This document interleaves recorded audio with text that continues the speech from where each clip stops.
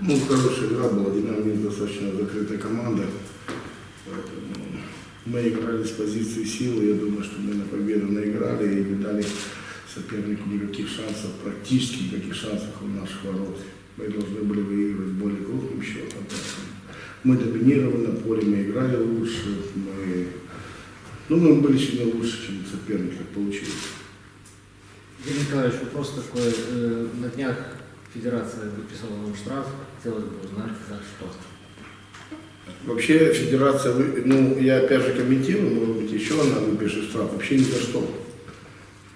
Вот, сказали, что за оскорбление, вообще не было в моих словах оскорбления, там ни судейского корпуса, ни этого ЧАПа, или как его, ЧАПа, не знаю.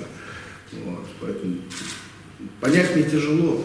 Вот. Но я думаю, что времена пройдут, и мы, наверное, от этого отойдем. И если есть какие-то оскорбления, то ты можешь что-то отвечать, и не знаю, за что сейчас отвечать. За что вы выписали штраф. Есть мое интервью Козерову, да, Никите, там его можно посмотреть, там не было ни одного слова оскорбительного.